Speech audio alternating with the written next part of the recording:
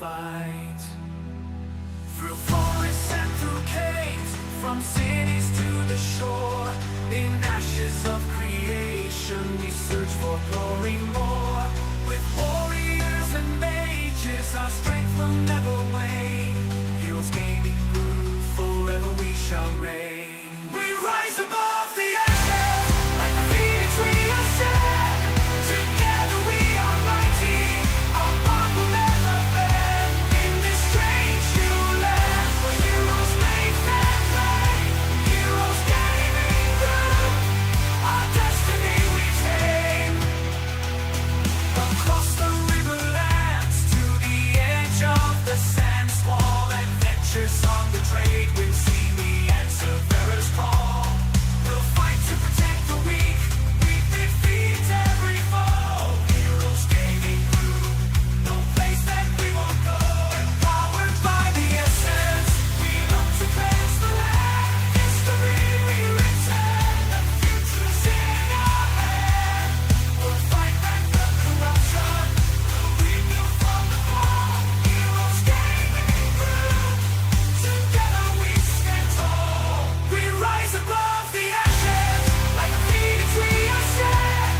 Together we are mighty, our bond will never bend. In this strange new land, where heroes make their claim. Heroes Gaming Group, our destiny we tame.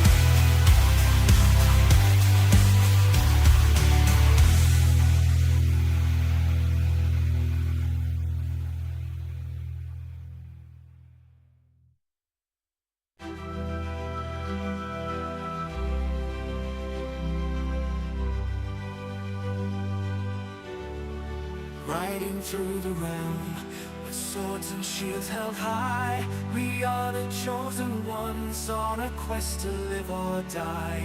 From distant lands we hail, united by our might. Heroes Gaming Group, we're ready for the fight.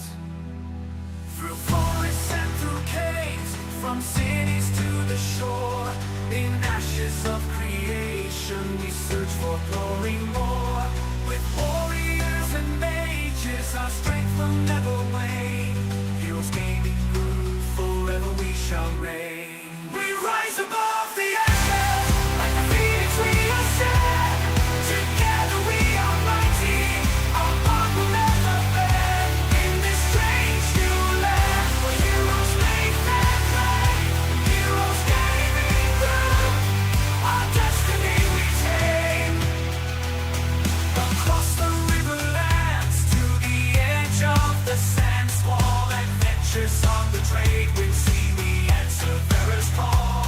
We'll fight to protect the weak, we defeat every foe. Heroes Gaming Group, no place that we won't go. Empowered by the essence, we look to cleanse the land. History rewritten, the future's in our hand. We'll fight back the corruption, we'll rebuild from the fall. Heroes Gaming Group, together we stand tall. We rise above the ashes, like a phoenix we ascend. Together we are mighty, our bond will never bend. In this strange new land, where heroes make their claim. Heroes Gaming Group, our destiny we tame.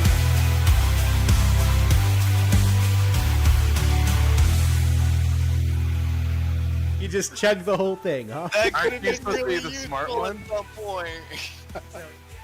That's what I'm talking about. Let's go! Good job, guys. TTT. We don't discriminate. We just hate everyone equally. We did it! We did. God, yeah! Waiting for them to come this way so I can shoot them in the back. Shoot them.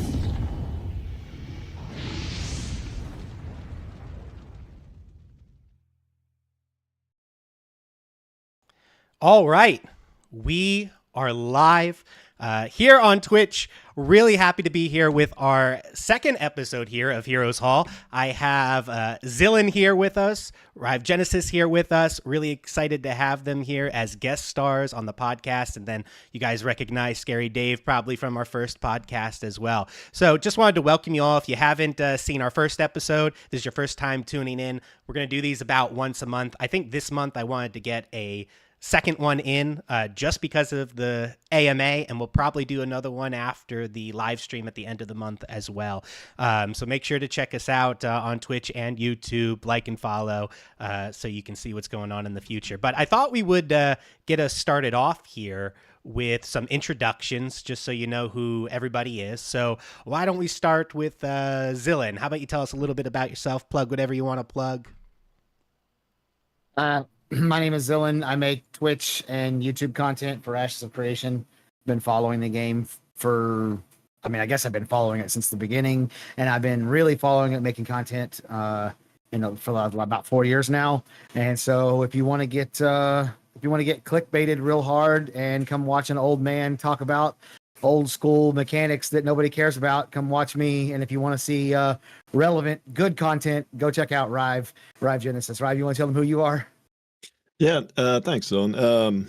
Genesis Guild GM, discord.gg/Genesis Guild. Also make YouTube and Twitch content on occasion, but that's slowed down with the guild leader stuff that's been going on. But Rive Genesis on YouTube, Rive Genesis on Twitch, Ashes only. I used to cover a few other things, but it's just Ashes these days. Awesome. And Scary Dave, how about you? And I'm Scary Dave. I'm an officer in the PvE speciality here at the Heroes Gaming Group, and I recently started out on YouTube about a month ago now, and you can find that at scary_Dave91. I don't cover Ashes of Creation yet because I like to cover games I've actually been able to play.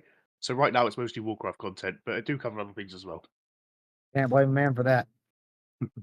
Awesome. And, just myself too, Music Master. I am the GM of Heroes Gaming, a guild that we're going to be starting in Ashes of Creation. We're also our own multi-gaming community. They've been around for 10 years, discord.gg/Heroes Gaming if you want to jump in. We like people from all walks of life, no matter what games you play. But yeah, pretty big update here with the AMA, and definitely caused a lot of controversy, to say the least, if I have to say, in the public opinion and public eye, which is why I thought that this would be a good idea to kind of just chat through our feelings on the AMA and discuss maybe public perception and everything surrounding it. I do just want to preface this before I dive too deep into it. At the end, I'm going to do a little Q&A with anybody who's here in chat. So if you have any questions for anybody here directly that you want us to answer, or for kind of the panel as a whole, feel free to comment and chat with those questions. I have somebody who is watching out for those questions, and we'll pick them up and we'll ask them at the end and answer those questions for you. So if you got the questions, feel free to type them in chat. But I thought we'd start off here with just kind of doing a little overview of what was covered in the AMA. So I have a couple slides here to share with everybody on the stream, and then we'll just get into some general back and forth discussion. So, the first big news here is that Alpha 2, right? We have October 25th. We have a date for Alpha 2. Super exciting. They released that we're going to be doing this in 3 different phases. So we have phase 1, phase 2, and phase 3. Phase 1 starts October 25th. It starts a little bit later, 2 weeks later, if you are buying the alpha keys that just came out. But for those who have alpha access right now, you will be able to log into the game on October 25th and test this game out. And the goals are scalability, stability, performance, progression in that first phase. And it's only going to be on weekends, Friday through Sunday. So every weekend, Friday through Sunday, will be phase 1 testing. Phase 2, they're going to up that to 5 days a week, days to be determined, starting December 20th. And the goals are really going to be to test the node advancement, the economy testing, Vaseline are the main kind of goals here of phase 2. And then phase 3 next year, May 1st, 2025, Alpha 2 will be available 24/7. So be able to log into the game 24/7, test, play the game, provide feedback. And that's where they're going to really pile on everything else they couldn't fit into those first 2 phases. They also talked a little bit about the cadence here of content and how they're going to release that. So every 3 weeks, they're going to have minor version releases of Alpha 2, balance changes, and major bug fixes. And then every 6 weeks, they're going to introduce a new major feature or new features and content. They really gave us a roadmap of what exactly they're going to include in the different phases. So you can see phase 1 here has a whole bunch of things to them.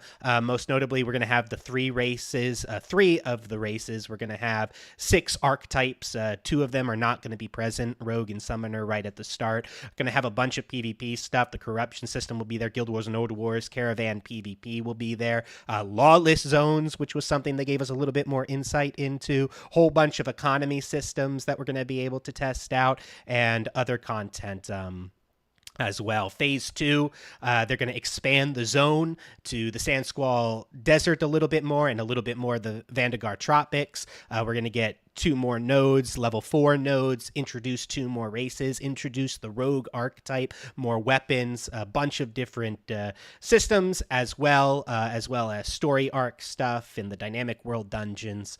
And then in phase 3, finally, this is May 1st of next year, we're going to get the Turquoise Sea and the Anvils, a region that they haven't really talked too much about, the Anvils, so that's exciting. With 4 new unique node layouts, we're going to get the other 4 remaining races, the Pyre, Renkai, Nakua, and Tolnar. We're going to get our Summoner as well, more weapons, more PvP, more systems, especially the everything else. And then we're going to go into the Alpha 2 keys. So actually this slide that I'm sharing you with right now has been updated just recently today by Intrepid. So originally they were releasing just Alpha 2 keys in these waves. So you could buy access to the first wave, the second wave, or the third wave. If you buy into any of the waves, you get access for every subsequent wave. But it was only Alpha 2 access, but they just changed their tunes a little bit after some of the public perception, and now these keys also include Beta 1 and Beta 2 access. They include a month of subscription time, and they include $15 in Embers, which is their in-game marketplace currency. So they made these more into bundles and looking more like the bundles and packages that you could buy before. So that's just kind of a little overview, obviously, of the everything that they talked about pretty much on stream. And obviously it was a lot longer. I recommend that you go watch it for yourself if you want more details. But yeah, so I think we should just get into discussion. So how about I just kind of open it up and say, what were your general thoughts of the stream? Positive, negative, meh? Overall, what'd you think? Any of you can go first, whoever you want. That's not fair. Everybody's going to try to be nice and not go first. Zillion, you go first. I'm nominating you. There we go. Oh, I was thrilled. Like I have been telling people for 3 years that persistence until launch doesn't mean, that means that the testing phase is going to be persistent, not the servers themselves would be persistent. So I got exactly what I expected. I was saying hours before the stream when I was live, I was saying this is going to be a rollout where, I didn't have it exactly like they had it, obviously, but I was saying, like, we're not going to have servers up all the time. It's they're going to be up for a day or two and then down for a day or two or something like that. So I'm not disappointed by any of that, and I'm thrilled because we have a date. I now know. I don't have to think about it anymore. I don't have to speculate. I don't have to be wrong about the Alpha 2 date, which I've been for 4 years consecutive now, or 3 years consecutive now. I'm thrilled.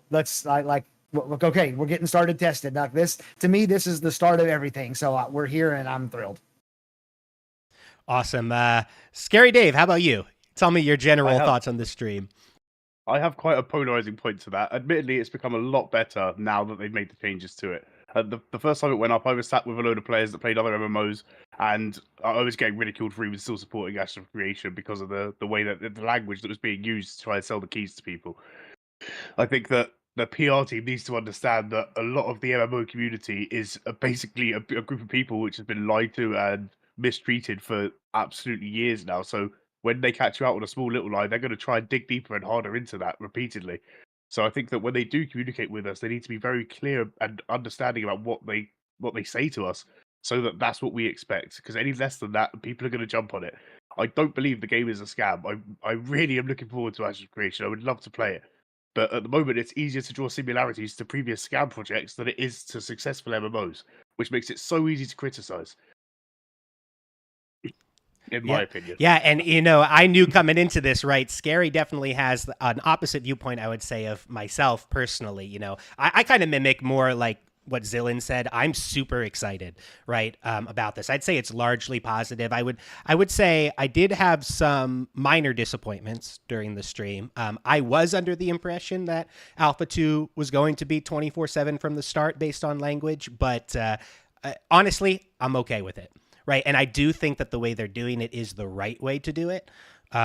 So, you know, it's fine because I think it's the right way to roll things out. I think you should roll it out gradually. It does make sense. Though, of course, I think all of us who have paid for Alpha 2 access would love to be able to log in at any time, right? You know, if we're being honest with ourselves. But I'm glad that they're doing things the right way, so I can deal with it. Rive, what about you? What are your thoughts, overall thoughts? I guess I'm somewhere in between. I'm generally pretty happy with their streams in general, because no developer really puts themselves out there during development like this one does. So I try not to be overly disappointed about anything, because, you know, this is just all kind of new in that regard. However, I was kind of under the impression that it was going to be, Alpha 2 was going to be persistent.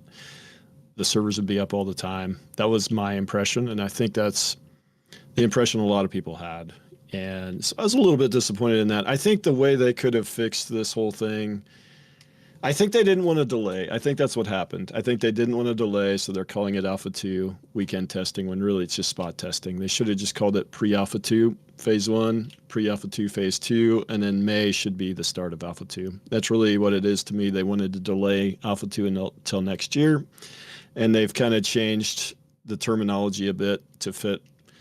We're not delaying. Let me ask you two a question, since this is supposed to be more conversational. Rive and Scary Dave. Rive, I know you watch every single live stream.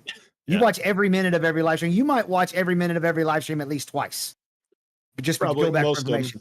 Dave, do you watch all the live streams? I've watched every live stream since November of last year onwards. That's when I got invested in the game and started following it. Okay, you might not have heard this, but I'm pretty sure you have. This is what's interesting to me.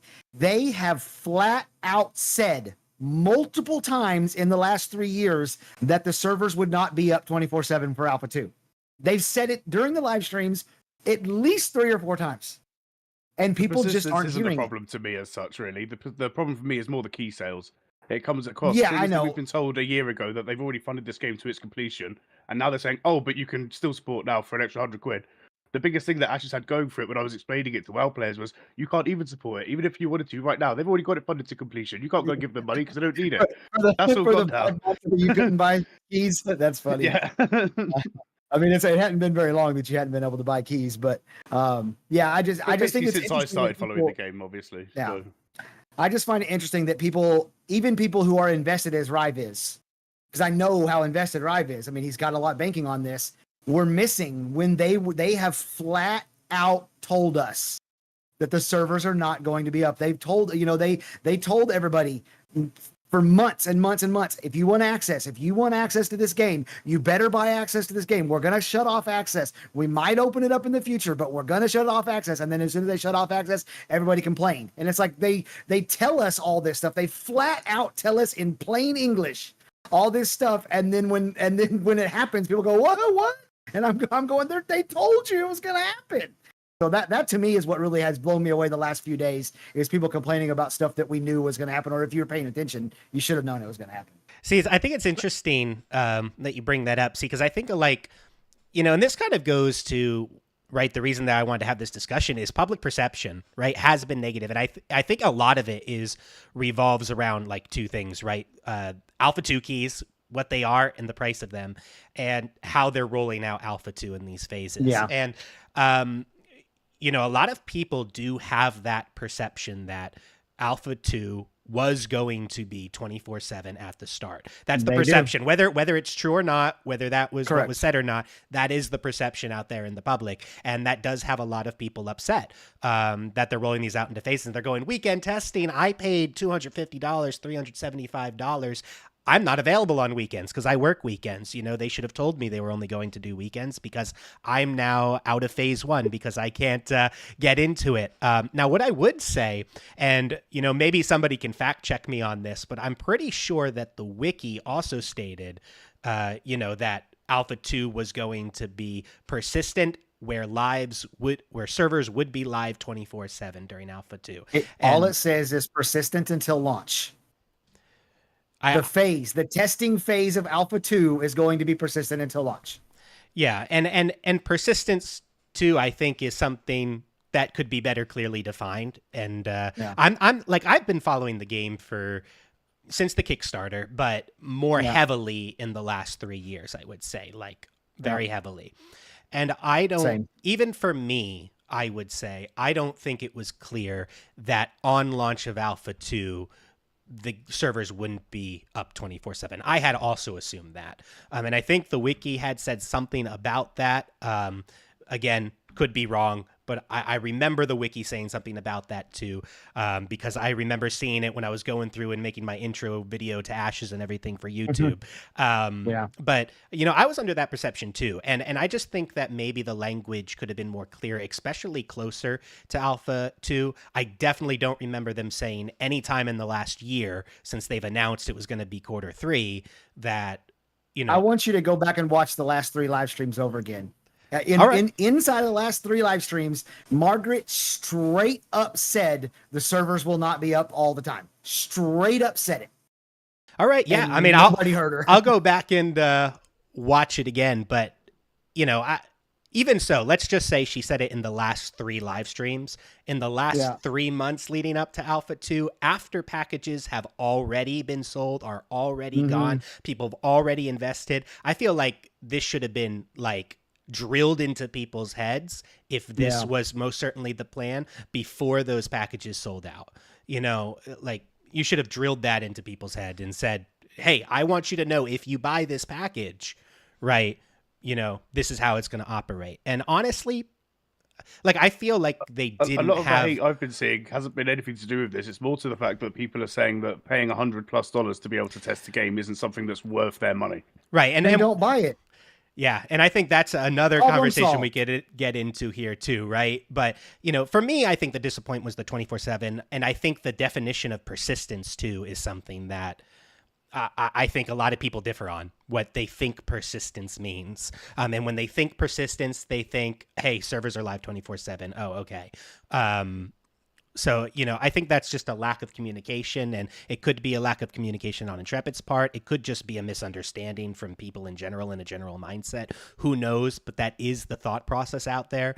And it's unfortunate, but I think it's important to kind of move that narrative, right? And say, what's best for the game, right? Like, let's take a step back and say, what is best for the game? I don't think servers should be up 24/7, if I'm being honest. And maybe I'll get some hate for that. But I don't think they should be at the start of Alpha 2, right? Slowly roll it out.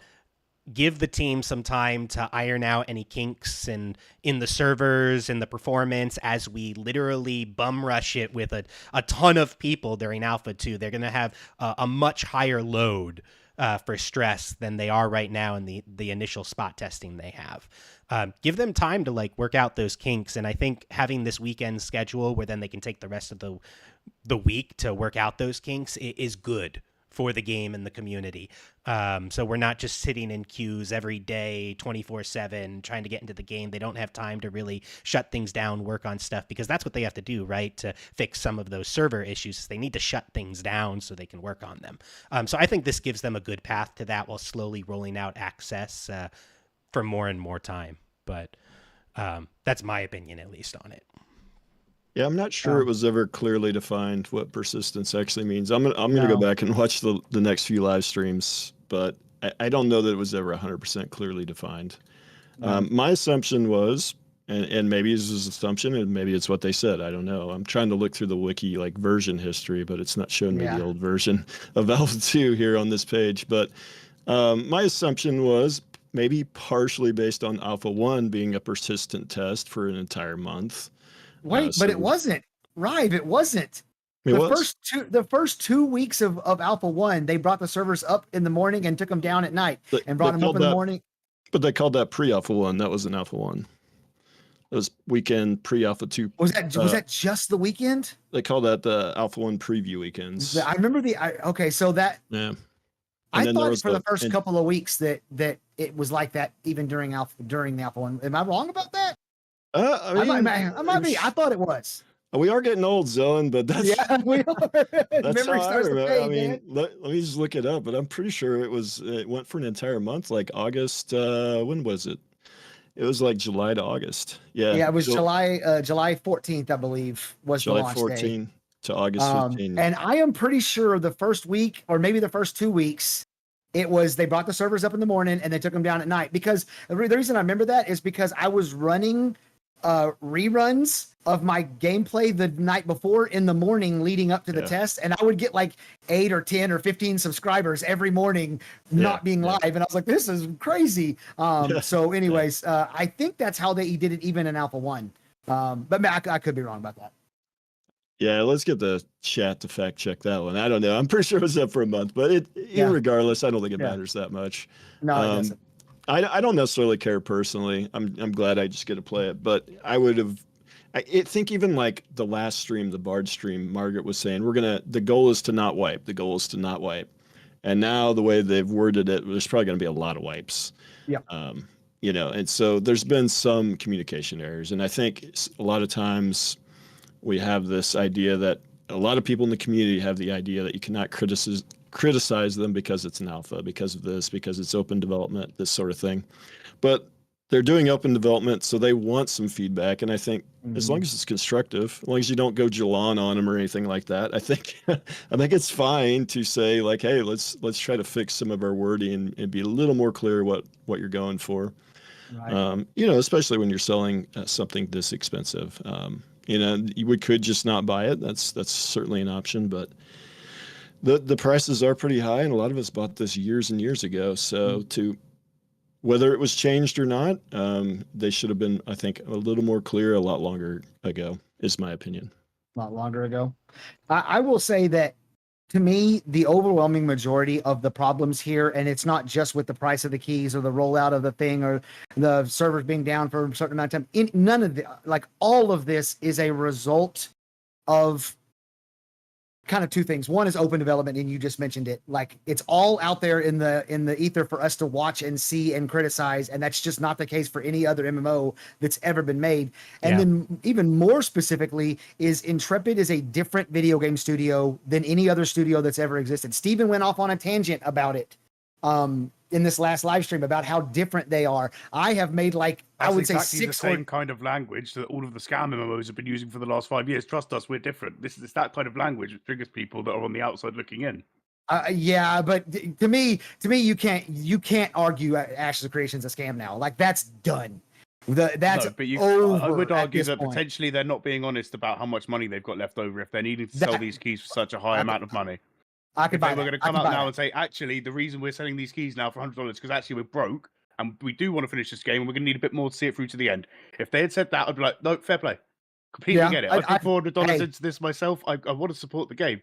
But I don't feel like that's what they've done. They'd be like, hey, you can have this exclusive opportunity to come and test our game with us, and it's going to set you back $100.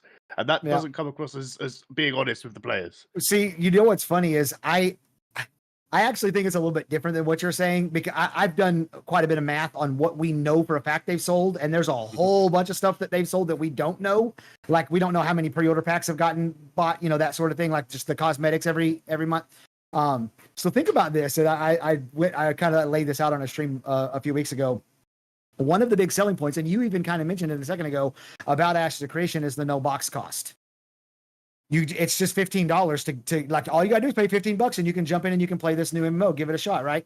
And if you think about it, MMOs have these really, really long development cycles. They cost hundreds of millions of dollars. It's really, really expensive. But as soon as you release your game, you start recouping money because people are paying $60 for the box, $15 a month to play, etc. Well, a huge amount of the people who are going to be playing Ashes of Creation bought those packages, and they have a year or 6 months or 4 months or whatever of not paying the $15 a month, and that's a huge amount of money that they're not going to have. So at this point, if they at where they are in testing right now, if they go, hey, look, for $100 you can jump into testing a little bit early, and it gets your account going and all that stuff, they kind of like backdoored in a box cost in a way.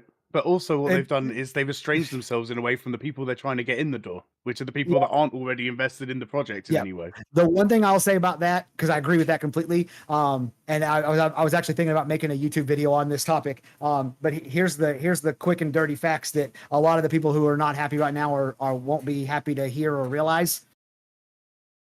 Everybody, every single person, I don't know if you can cuss on your stream. I won't. Every single person who is complaining on the internet about this is going to be there on launch day. All of them. Everyone.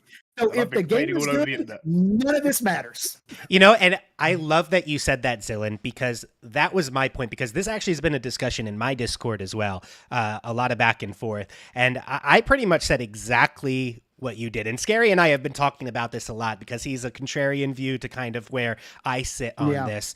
And, you know, I've said the same thing. You know, there's all of this PR out there. And yes, if we're being honest, right now, outside of the AOC community, Ashes has a negative rep. They do. There's a lot of people that don't look at the game highly. You know, whether you believe their reasons are good or not, that's just kind of, I think, the sentiment right now at this stage. But I was telling Scary, I was like, none of that matters. None of that matters in a sense right now, because they will change their tunes very quickly if the game is good on launch.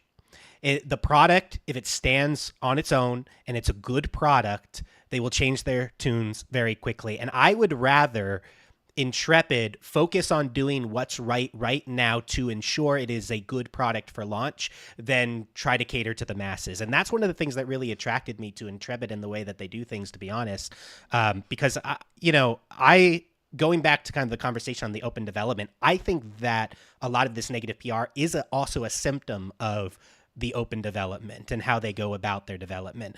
I'm sick of other companies that, you know, they say, hey, we're making this game. They go dark for years and years on end, and then they show you a product and the product is trash or it's no good, right? And that's just kind of it, right? Or they rush it to market because of pressure from their publishers, pressure from the public, whatever it might be. And I'm kind of like sick of that. And one of the nice things about Ashes is they have this open development, which honestly, I don't know what other game, and somebody can throw some examples out there, but I don't know what other game has monthly live development streams of multiple hours in pre-alpha environment where you're seeing pre-alpha gameplay and they go over their details of their plan, the gameplay, etc., and then holds monthly Discord calls with people to vocalize their feedback and concern directly to the dev team.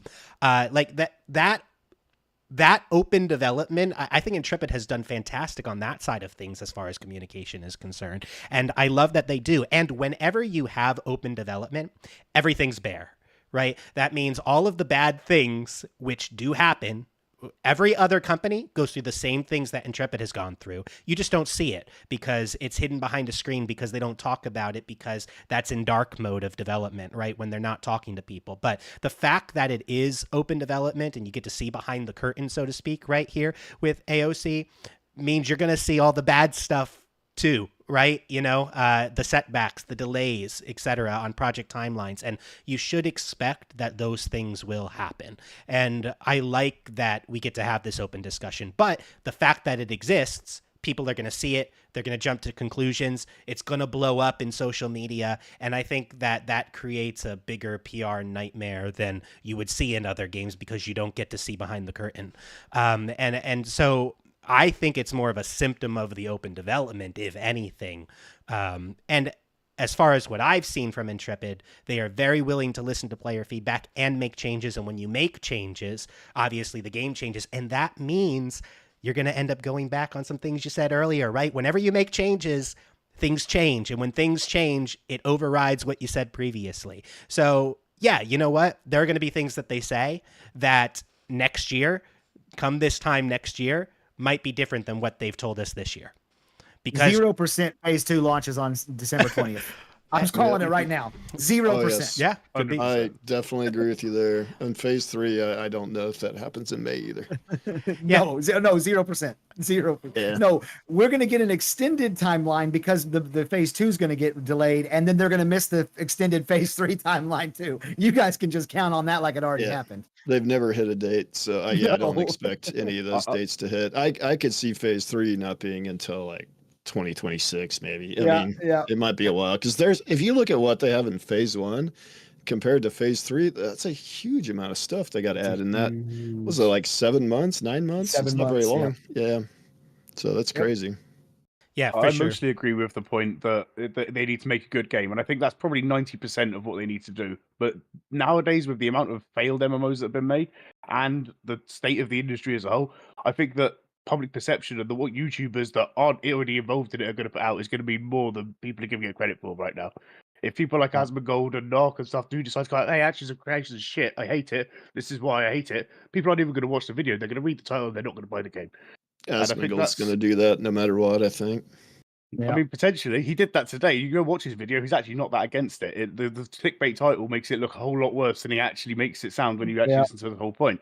You know, and if they don't win over the public perception in that sense to the point that these people care about the game, then I think it's not going to draw in the kind of players you need to make an MMO big enough to feel lived in. And I mean, that might be an out there worry. And obviously, compared to how the other scams have been, this is a very minor worry, but it is a worry that I do have. And I think that rather than people that don't agree with that shutting it down, I think people need to be open to having that conversation. Because as I've said this to many people around the internet in the past few days, I've been absolutely ravaged for it. My Reddit account is literally disposed of now because of the amount of downloads I've had on Reddit. You know, so I think that is a fair side of things that people do need to consider. And if the whole of the gaming MMO industry says, oh, this is Star Citizen 2.0, it's going to be out in 2080, I'm not going to bother investing my time into it, I think that will have an impact on the game.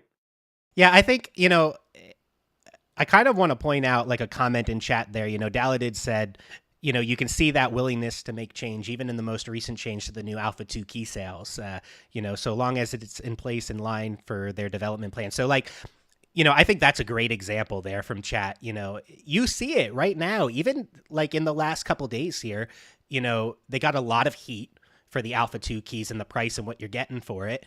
A lot of people spoke up and they're like, hey, we hear you.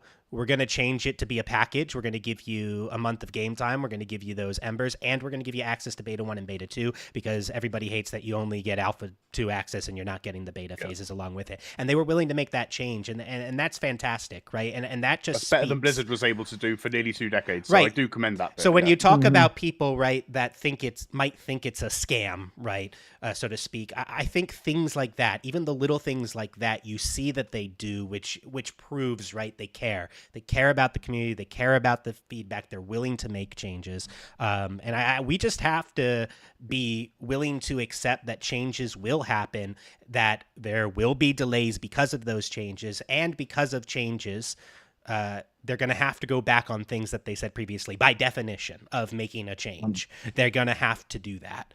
And I would rather them do that, right? Show us an aspect of the game that the community doesn't like. We tell them we don't like it and they change it, right? I would much rather them do that than try to stick to whatever, you know, rhetoric they had from years past for PR perspective, or, you know, right, or be pushed into releasing this product because of pressure to get it out in time. So I much prefer that. So I'm all open to change. I think it's a good thing, and at least we get to see behind the curtain with it. But one of the things I wanted to point out there, because Scary, you know, you've talked about it quite a few times, is kind of the Alpha 2 keys and the price of them. And, you know, I had mentioned, I think that's the other thing that people were really upset with. So like, let's like dive into that a little. I mean, what do the rest of you think, Zillin, Rive, you know, Scary too, about the price specifically and what you're buying into? Do you think it was a good price? I actually I actually have I wanted to bring this up before, and now you're leading right into it. So, when it comes to the value of what you're buying, because a lot of people are saying, well, it's $120 to test. And now that they're finally listening to what Intrepid is saying and what the testing is going to be like, they're like, oh crap, who wants to pay $120 to test? And I have two responses to that. The first one is don't buy it. Shut up, go sit down and don't buy it. Like, stop whining. That's my first, like, my initial reaction. But if I want to, like, sit down and think about it and be more rational about it and, like, you know, have an actual response to it, I'm gonna talk about New World for a second, and you're gonna be able to take what I'm gonna say about New World and apply it to every MMO that has released since World of Warcraft. World of Warcraft it doesn't apply to, but it applies to every single one since then, with maybe the exception of Eve. Okay, so they go into development. They develop the game, like you said earlier. It's developed in the dark. At the end of development, they come say, here's a beta test. You can go beta test it. Some people pay early to get into beta tests. People paid early to get into New World beta test, for example. Sometimes not, but whatever. You get into beta test, and they get in there, and everybody goes, this is wrong. This is wrong. The combat's boring. You can't swim. There's no horse. You know, whatever the complaints are about the game. And they list off all the things that are wrong with the game. The game's already done. Beta means the game is done. It's bug fixing, balancing, polishing, that sort of thing. They're not changing any of that crap. So none of it gets changed. The game gets released, and inevitably, the specific things that the community and the beta testers were calling out as problems are the reason for the demise of the damn game.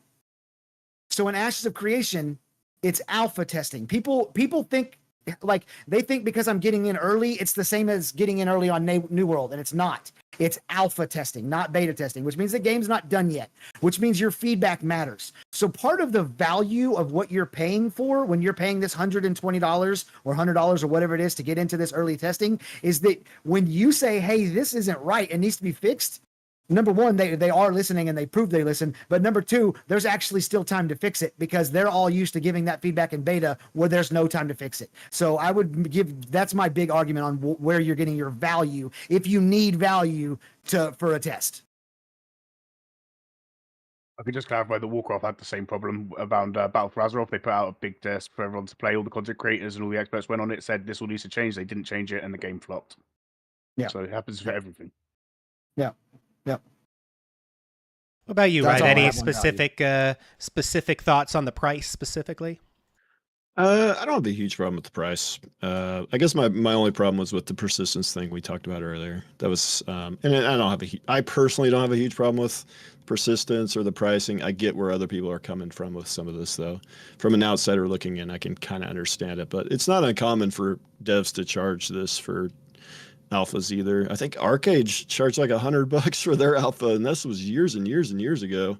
Or it was like early access. Yeah. So I mean, it's not unheard of. It's not unheard of. Of course, that was like an early access, and the game was somewhat kind of done at the time, so maybe a little different. But I mean, you're gonna get. I think Alpha 2 is gonna last 3 years at least, and maybe I'm on the high side, but I mean, I think this game might have 5 years left, so you might get 5 years out of that $100 or $120, whichever pack you buy. And when you look at it that way and divide it out by month, it's very cheap per month, you know. So you're getting, and obviously it's not a game, you know, at the start, but eventually it will be kind of a game, especially towards the end of Alpha 2.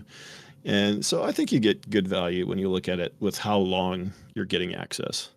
Oh, we're gonna have to definitely double check that time frame there. 2029 release coming from Rive. You know, snip it now so you can bring it up later. No, I don't think that it's gonna last that long. They verified today that the intention is for Phase 3 to last at least a year. So if you just extrapolate that out from right now, based on the dates that we have, which we already know they're going to miss, the absolute minimum time is May 2026. That's the minimum time right now, based on their own numbers. So, yeah, my thought is a 2027 release. If I had to throw a year out there, I would think 2027 release for AOC. Me too. But you know, I guess we'll see. Right, anything can happen. As we said, I actually really think that the price of the keys, not to get too hung up on it, but I think it's a good discussion because I think it's a thing a lot of people are talking about. At least is a good discussion. It's an interesting discussion because what I hear out there from the price of the keys is was talking at least like, oh, you're paying $120 to test a game. You know, AOC, why are you paying AOC to test their own game? You know, what are you actually getting for your money? You're just kind of throwing it away. You know, at the time you weren't getting access to beta or the Embers or the game subscription. So just Alpha 2, like what's that all about? And it's super expensive. But I think honestly, and I might get a little bit of hate for this, but I don't think the problem is the value of, you know, kind of what you're getting or the fact that you're paying Intrepid to test a game. Honestly, I just think that most of the people who are mad are people who just can't afford it.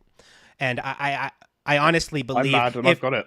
Yeah, but I most, right? I say, because I think that if you made, let's say, these keys $10, $5, I don't think a lot of the people who are currently outraged would be outraged because they could probably afford the $5, and it wouldn't be a matter of Intrepid is charging me money. You know, that wouldn't be the narrative if you put it at $5. I think in general, like the conversation, I think really could just be focused around, let's take a step back. Should they charge for alpha access? Is it a good thing that you charge for alpha access versus, say, doing a lottery system and making it free? Personally, I would much rather them charge for alpha access. I think that increases the quality of the tester. And I think that's a good thing for the game, good thing for us testing. And I do think that it limits the number of testers as well. I would say that. I want more people in the game, right? But I think in general, if you have a lot of money invested there in the Alpha 2, you're probably purchasing it for the right reasons. That's my thought process, at least on it. So I think that $80 would have been a good price point, including the extras that they're now offering with it. I think that would have been a point that I would have been happy with. I guess my point, think though, the is point like, it's at now, it opens them up to criticism too much. see, you could say $80, right? And that's still going to be too high for some people. You could go $70. That's still going to be too high for some people. There is no price I think they could have given that honestly would have made a lot of people happy. Well, And it's about context, because this time a month ago, everyone was giving Assassin's Creed Shadows a load of shit because it's going to be a AAA game that has a $120 version. That's a fully completed AAA game that they can buy in full for the same price. Whereas the standard edition for that is $75. So it's about what you're getting for your money. If you're comparing it to other games in the game industry, I can either get a AAA product that's completely finished and ready to go, or I can test this game.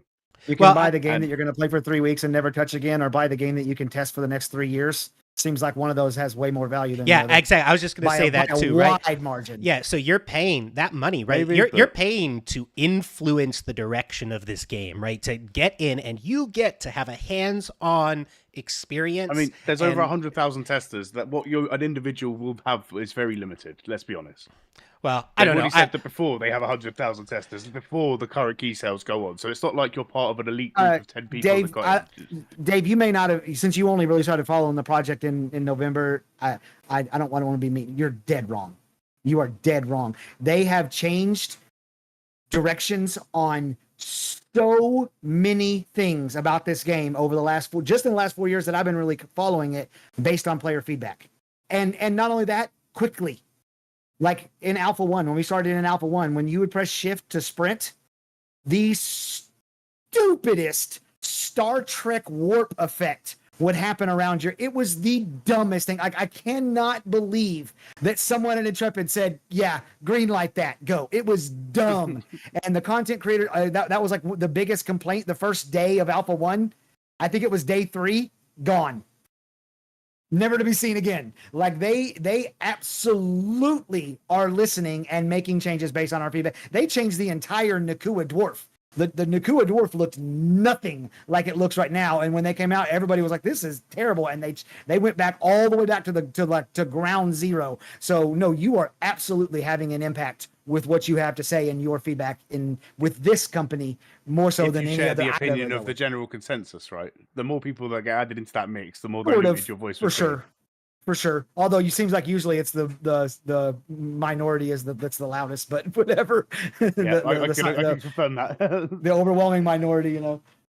Yeah, I mean, I guess I just I would say that's an obvious, right? Obviously, if you have a lot of people testing, maybe your voice gets muted individually a little, but you do have impact, right? You have the ability to start conversation. That conversation can grow. You can convince more people. You can create a movement. You can change things. And you get the opportunity to do those things because you're there and you're testing. And so you're paying really for that opportunity to be there, the ground up, to help build this game and to test it and provide your feedback, which is important. And to be honest, not everybody who bought Alpha 2 Access is going to be active. People are going to drop off. It's going to start.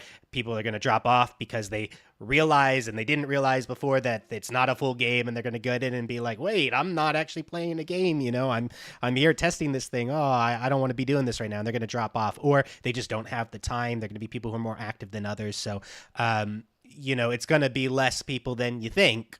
But yeah, I just kind of expand on what I was saying before, though, about the price, and to finish my thought process.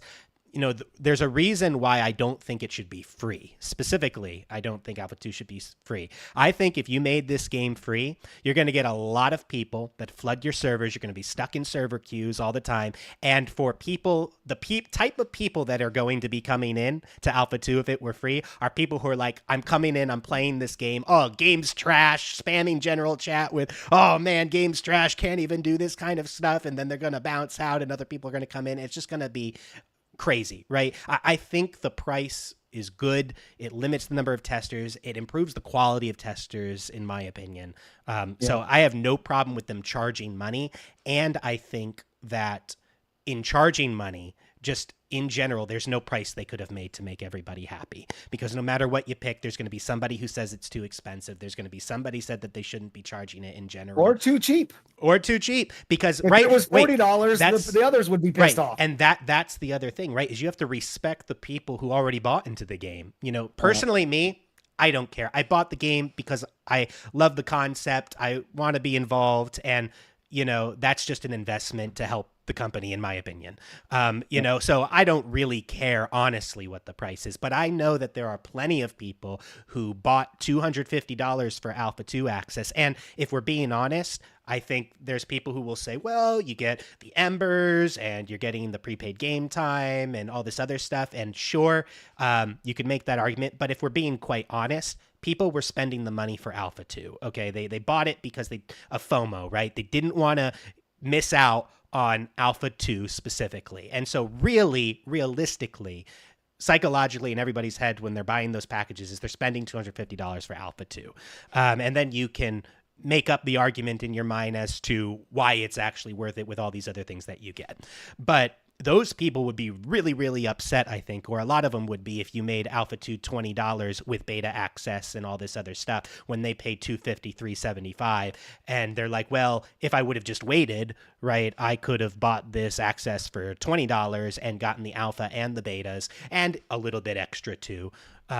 Because if I like the game, right, I can subscribe to it and just pay monthly. I don't have to prepay for the game. If I want cosmetics, I'll just buy them at that time, like in the store. I don't need you to give me $100, to store credit. I'll just buy it when it comes out and when I see what's in it. I think a lot of people have that mindset. And so, really it's about, just making sure you respect the investment of the people who came before too. So there has to be a balance. I said right away, $100. I think that would be fair. Still affordable, but expensive enough to kind of respect that. And I'm really happy, honestly, where the price landed. I do think it would have been better to delay selling packs again until after Alpha 2, because I think it was a little weird that they ended packs before Alpha 2 and said, we'll probably put them back online later. They didn't really say when, but I think it would have been better to get Alpha 2 out there, see how the servers are running. If the servers are running good and you need more testers, then put the packs back up. How did they know they need more testers yet until we actually are testing it? I'm not sure about that. So I agree with that completely. I actually have thought that, their whole kind of excuse, I guess, for all this is basically, we're going to need more testers. People are going to fall off and there's not going to be as many testers. I'm like, why don't you open up sales when you get the fall off? open up sales because there are going to be a bunch of people who are interested now because they're watching it on YouTube videos and streams and stuff. They'll buy, you'll get another fall off, then reopen the sales and just keep reopening the sales when you get the big fall off until you get your stable base of, 40,000 people who are actually testing on a regular basis or whatever the number that you need is. So I agree. They should have just waited. Or they could have just openly said, yeah, we are actually short on money. We need some. This is why we're opening it up again. I think anyone that had invested a large amount of money in the game would have understood it. But if you go do the math of what we know they've already sold, there's no way they're short on Steve money. mentioned it in the stream too, and whether I don't know, I haven't looked into their finances like directly on my own, but in his stream he claims at least about 30 million he raised from all the packages and stuff, and about 60 million that was invested otherwise. then So how is he arguing on Reddit that the fact that they need to charge for this is because of the cost of having the servers up with these people playing the game in the meantime? Who said that on Reddit? Steven, in reply Steven to did. people Actually, talking about, yeah. what I can Oh. do is, you know what? Let me actually put this up on stream real quick, and I'll read it I don't pay this was attention to Reddit. this was actually, this is not from Reddit, but from their roadmap, and they said that the cost behind Alpha 2 access accounts for Realm and CDN costs associated with a live service product. While this is not a finished game, it will be a live service, and we will be updating on a 6-week basis as we build out the rest of the game's content and features. And they wanted to reiterate here that don't purchase testing access to AOC unless your intent is to play a completed game. Please wait till launch.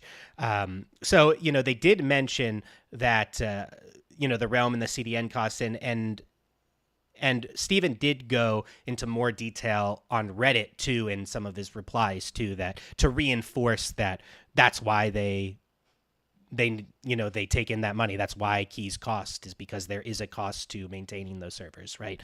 On a live basis. And honestly, I'm fine with that response. I think that that's perfectly valid, but yeah, I don't know. I don't necessarily think they're desperate for money though. I mean, especially with those kind of numbers, with as much as Steven has invested out of his own pocket, the money they've raised, I don't think they're desperate for money, and it makes sense that they would charge a little bit extra because that money is supposed to get them to launch, right? And maybe even a little bit after. So it makes sense that they have some cash flow coming in for these keys that can account for the cost of the servers too. Like the absolute minimum they spend per year just on salaries is 15 million, depending on how you do the math. It's like 15 to 20, could be higher. Yeah. Depending on how you do the math.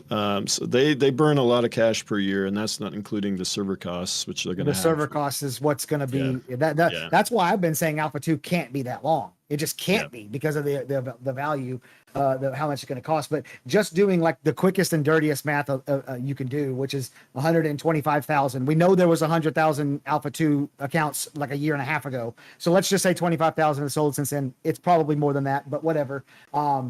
At $250, some of them bought a 375 package, not a 250 package. That's $31 million right there. That's not counting all the cosmetic sales. That's not counting the people who bought the Alpha 1 package. That's not counting the Kickstarter. That's not counting the money that Steven has invested. Like they have generated a good amount of revenue doing this. And it wouldn't surprise me if Steven said, look, like, okay, if I'm gonna try to play devil's advocate to Scary Dave, which in generally I pretty much agree with you that this is probably a monetary thing, but if I'm going to, they're working on this dynamic server meshing thing a year ago, and they see it's making progress, but they're like, oh my god, like for example the multi-threading with Unreal Engine 5, they're like, oh, this is a problem, we might not be able to do this might not work. And so then they're like, and we have 120,000 people signed up, we've got to cut this off.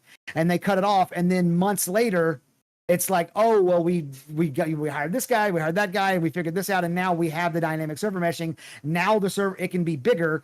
Now we can service these people who are begging, because people are begging constantly on Twitter and in the streams and stuff for Alpha 2 access after they cut off the Alpha 2 access. So like I say, we can service those people, but now there's additional costs associated with that because that's more servers we're gonna have to spin up. So we have to charge something to offset that cost. I could see that scenario playing out. I'm not saying it did. I'm just saying, like, if you're going to play devil's advocate. Yeah. Maybe kind of shifting the discussion a little bit more, because love the discussion we've been discussing for a long time, but I really wanted to kind of get maybe your insight, or what are you guys most excited for when in the phase 1, phase 2, phase 3 coming up? Let's just start phase 1. What are you excited about in what they shared coming up in phase 1? Excited to test. What do you wish maybe would be a little bit sooner? I'll go first if you want. I guess for me, there's a lot in phase one if you look at that. But I'm a PvP guy. The lawless zones are something we're not going to have at launch, so I'm excited to be in the lawless zones a bunch and make a bunch of enemies, which I'm sure I will because that's kind of what I do in games like this. But yeah, I would say maybe that Guild Wars, I think, are going to be pretty basic. Node Wars look kind of fun. Yeah, there's so much in phase one though. In terms of at least on the list, it's all probably going to be very basic, right? But I'm also just excited to get in there. I've got a pretty large guild now, and a lot of us haven't played together much. We're a brand new guild, so I'd like to get in there and hang with the guys and see what we got in terms of our members. So, Yeah. Dave? Go ahead, Dylan. No, Dave, go. For me, it's really about the feel of the game. As far as all these systems, they're glamorous and they're what's bringing me to the game. But until I'm actually behind a character and I press some buttons and I know how that game feels, I'm not going to know if I'm going to enjoy it at all. So for me, at phase one, that's the main thing. Just being able to finally get my hands and play the game. Music? Yeah, I would probably echo what you said, Rive, too. Just being able to get our guild in there, right? Same as you, right? I have a large guild that I'm running, and just getting everybody together, jiving together, playing this game that we've been talking about forever in there and playing is really exciting. I would say one thing I wish I had sooner were more of the races. Personally, I'm leaning towards a Tolnar or a Renkai because I'm going to go tank and I want something as big and beefy as possible. And I don't think I really have those options from the 3 races that are there currently. So I wish that one of those races were a little bit earlier. But Got to play Dwarf until they come out now, right? No, Dwarf is phase 2. We don't even get Dwarf in phase 1. So, I'm getting an alpha human or the Vec, but the Vec isn't the big beefy orc, So, yeah, I don't know. Probably the races is something I wish could come a little bit sooner, more of the races to test out. But like you said, I'm interested in the lawless zones as well. A lot of the PvP, Guild Wars, those things are systems that I'm really, really excited about. What about you, Scary? Or you said you answered. Sorry, go ahead, Dylan. What about you? Y'all are liars. All 3 of y'all. You're excited for the same thing I'm excited for, which is to play the damn game. That's it. We said that. That was like the first thing I said. You did. You know what? Scary, you did. You're right. So, Rive and Music, y'all are liars. It's October 25th. We get to log in and play. That's what we're all most excited about. That's the first thing I said, and I think Rive said it too. Log in with our guild and play with our guild. But I wanted to be hyperbolic, man. Have you not watched my YouTube channel? No, awesome. Yeah, I'm really excited. I think they have a really good layout here. I'm loving all of the detail in those phases that they gave us. Obviously, things are going to get shifted around. Don't plan it. If you're watching this stream, and I know Steve said it as well, don't plan for all of that stuff to be in the phases they told you it was going to be in. Yeah. Please, just don't. It's not going to happen. Things are going to get pushed back, most likely. You're not going to get everything that's on those slides. Please be aware of that. But he did a good job of communicating that in this stream, though, unlike the Q3 thing. He did. He did a really great job, I think, at the end of there, specifically nailing that point home to make sure that, like, hey, this stuff's going to move around and it will probably be delayed, right?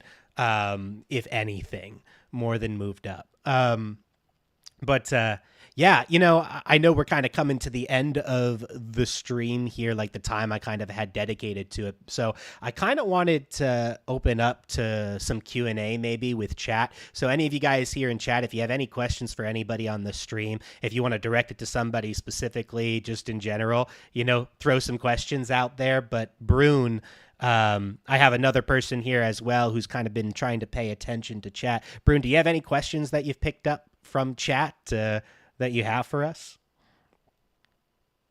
Hello, guys. This is Brune. So just from earlier in the chat, I think you guys may have already addressed this, but people were interested in how they were actually defining the word persistent in terms of the server. Because I am Royer said, but weekends only a couple of months is not persistent. So they were questioning what the definition of persistent was. Apparently not that, because that's I not think we talked about that quite a bit. Yeah. Yeah, I don't think that there's any question about the definition of persistence. It's what was persistent. It does what persistent to launch. Does that mean that the testing phase was persistent, or that the servers will be persistent? And that's where I think that's where all that confusion is, and that's just going to be up to each individual person. I saw it as testing phase. Yeah, I Yeah, think no, I think very- persistent to me personally, right? What I would say persistent is that I would say it's a synonym to consistent, right? You know, so like the fact that they're going to have it every weekend that you can log in, it's on a set schedule, like that's persistence to me. And the fact that, you know, in game they're not trying to wipe you, so there's also the idea of character persistence and what you do in the world and not constant wipes. And I think that's also the other definition of persistent. So that's how I would define it. Yeah, I think there's a lot of ways you could define it. I don't know. I mean, you could define it 24/7 servers up. If you wanted to define it like testing, persistent testing every weekend, you could probably define it that way too. I think it doesn't really matter what any of us define it as. Steven has said what he defines it as now, so that's that. That's what we got. Yeah, Yep. that's the only definition that matters. Yeah. All right. Next question, Brune. All right, so like this may be more of a theme than an actual question, but people are talking about the value for the cost of the keys, and some people are saying it's going to be at least for 2 years of access for $120. So I guess they're just asking about how do you guys feel about the value given for the keys, which you may have already talked about. Yeah, I think we Yeah, talked about we that in hammered that. depth, so we can probably Yeah. skip that question. All right. I got a quick question. Download. Justin Jefferson, Jamar Chase, Amon-Ra St. Brown, or Brees Hall? Jamar First Chase. pick. Jamar Chase? Yep, out of those Jamar options, Chase. Jamar Chase. I mean, I like Amon-Ra St. Brown a lot, but Jamar Chase. All right, Jamar Chase it is. Justin Jefferson's all his quarterbacks have died in the preseason, so Look, I live in I- England, I- so I would- this I is would avoid- completely alien to me. I have no idea what you're talking about right now. American football. Scary Dave over there over the pond in the No, UK. no. You know? Football is a different game, but we'll get to that another we play hand egg over here, damn it. All right, Brune, go ahead. What was the next question? All right, so probably another question that was already addressed, but people were asking about how long they thought the alpha would last and how long the betas would last, and the people are arguing back and forth in chat about that. Yeah, I think the alpha. I mean, I think that the game's going to release in 2027, so that's as long as the alpha's going to last. It's supposed to go up. I think until all of launch. us said the same thing. Yeah. I'm 27. Yeah. Except for Rise, he said 2059 or something like that. Yeah, yeah. He's Yeah. probably closest. Yeah, he might be closest. Snip it. Make sure Definitely you might be snip it. closest. I want to bring it up later. Snip it. Well, so, and I'm pretty sure that the wiki says that Steven had said in the past that both beta phases would take place inside of a 3-month span. So, like, you're gonna have beta 1 for a month, they're gonna be off. They're gonna have beta month for a weekend, and then the game releases or something like that. Don't so give the community more unrealistic expectations to grab onto, please. That's not what they need right now. Okay? You're right. Ignore everything I just said. All right, next question, Brune. Okay, another question that was pretty much already addressed, but they were wondering like why Steven did not handle the PR better in terms of why they were adding more keys and getting people Alpha 2 access, and more debates about Steven's net worth and how much how the financial status of Intrepid Studios is doing. Yeah, I'd say we can probably skip that question too, because we talked a lot about our thoughts on the PR and kind of funding. And it's all speculation anyway, with all of our opinions. So Yeah, I did a video at one It's a point dude with a where camera and a microphone. no I one's had actually speculated counted at one point that they had like 120 raised, but this was like a couple years ago in a video, and it was like pure speculation. It's just like guess, educated guess. So it just depends how much money they've spent. I mean, a lot of MMOs have taken over 100 million to develop, so we'll just have to see. It can't be in development forever, that's for sure. Nope, I cannot.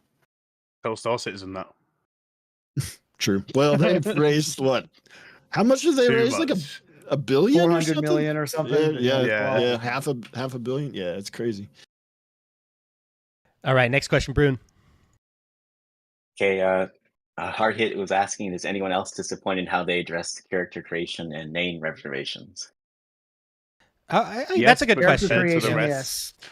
Yeah, I would say definitely character creation. I thought that we were going to get the character creator before Alpha 2. So, They I would said that. They said that. And, I really, really wanted that. I think it goes back. My thoughts on it go back to, right, everything's subject to change. I understand that. But I am disappointed that that was something I thought was basically set in stone as far as their path getting to Alpha 2, that we'd at least have some time to mess around a character creator. Because I don't know about you guys, but I could spend a month in the character creator, just messing around with all the different features and everything. Whenever I get into a game, like I spend like hours and hours in the character creator just trying to make my guy look the way I want him to look. But yeah, I would say most certainly I was disappointed in the news with the character creator. I'd say I was disappointed, but it didn't really come close to the other stuff I was disappointed with, so it kind of went under the radar a little bit for me. But yeah, understandably, they said they were going to bring it out. Then it sucks they're not going to. The name reservation, I have no idea what there is to complain about. Like Margaret pointed, they could do name reservations 4 days before launch. Like it doesn't matter. That's so weird to be concerned about that at all. The character creation, though, yeah, I'm a little disappointed. I will say that we know because of the phases that apparently some of the races aren't ready, and so to release the character creator when you only have 3 races to choose from, I could see them being like, let's get some more races in there before we do that. But well, I think their explanation was even less so the number of races they had, but making its own standalone client was something they didn't want to spend time on or couldn't feasibly spend time on. So they wanted to makes sense too. Leave it with the Alpha 2 client. So I understand their thought process. It's just disappointing. Next question, Brune. Oh, sorry. Yeah, I guess I don't really have much of an opinion. I don't care too much about the character creator or name reservation, so no opinion really. All right, next question.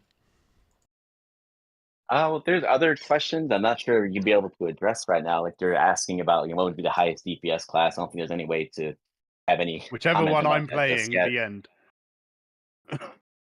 Yeah, those are things that we're not going to know to Alpha 2, but I mean, we can speculate. I mean, I think Rogue is going to be a single target DPS really high. I think Mage is going to have a lot of AoE, right? High DPS AoE wise. So, I think it depends on if you're talking single target or if you're talking AoE. But I think that Rogue and Mage are going to be like right there at the top of the list. I just see no way to speculate on this whatsoever. Somebody's going to make a funky tank build, and tanks are going to do high DPS. Who knows? And then they'll get nerfed to the ground, and then 2 weeks later, it'll be different. Yeah. Yeah, and I say that because I would say, like, in other games, right, when you think Rogue and Mage typically are top of the DPS charts. So I don't see any reason why it could be different in AOC. I mean, it could be different, but I don't know. If I had to throw a guess, I'd say Rogue and Mage. All right. We have any other questions? Hunters out there are pissed right now. Well, I could have missed a few questions, but I think there were just a few. Yeah, I think I think that's all the serious questions. There are some conspiracy theory questions, but I think that's all the serious questions for now. I got a question for Rive. Okay, I'm ready. So Rive, as you and I, as content creators who people know, going back to the name reservation thing. I'm giving Rive a hard time. So, but I mean that like in a general way. But let's say on name reservation day, because there's a lot of people that are in Alpha 1. Somebody jumps in there and grabs the name Rive or the name Rive Genesis or whatever and beats you to your well-established name. Do you think it should be incumbent upon Intrepid to go back and tell that person, no, you can't try to effectively steal his online identity? Do you think Intrepid could or would do that? For me at my size, I don't think they should. I could, if they did for Asmongold, I wouldn't be opposed to it. Sure. I don't care if I'd be honored if somebody stole my name. Shit, I made it. I'd be happy. Somebody stole my name.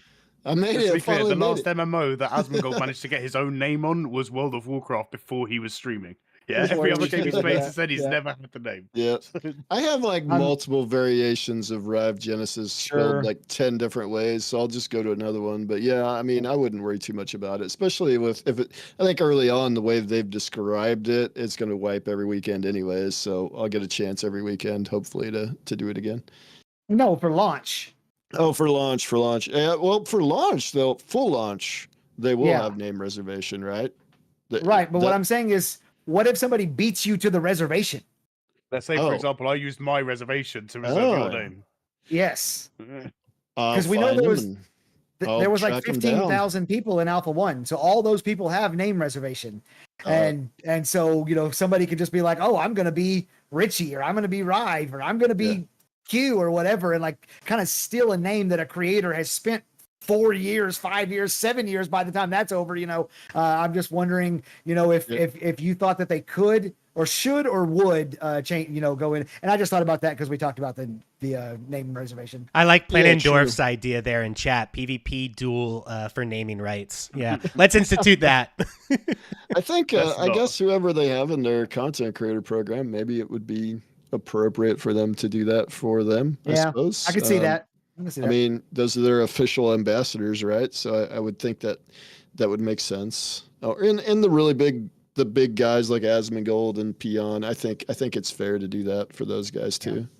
Yeah, agreed. I was just wondering. Yeah, I mean, I would probably say, it is what it is. I think a lot of big streamers too can probably expect that they're not going to get their name in games because people will steal them just because. So just it is what it is type of deal. I think it comes with the territory. If a lot of people know your name, then it's bound to happen, isn't it? Yep. All right. Well, if we have no other questions, I think that this was a great stream, a little over an hour here. I know some of you have some other things that you have to get to as well. Rive over there with his fantasy football draft going on. Hope you do Drafting well. right now, Yeah. buddy. Yeah, hope it's going you do well on it. Yeah. But thanks for tuning in, everybody. Once again, we try to do these once a month. We'll have one at the end of the month as well to talk about raids, which is the topic of the next live stream, which will be awesome. I know Scary's going to be on that one, and I think Zillan said he's going to return too for that one. But thanks for tuning in. Really appreciate it. Make sure you check out everybody's socials here. They're all great. They put out great content. Bunch of guild leaders here too. Check out their guilds if you're looking for somewhere to be. But otherwise, I think we'll go ahead and say goodbye. So if everybody want to just say see you later to the stream, we'll shut everything down. See you. Bye, stream. Yep.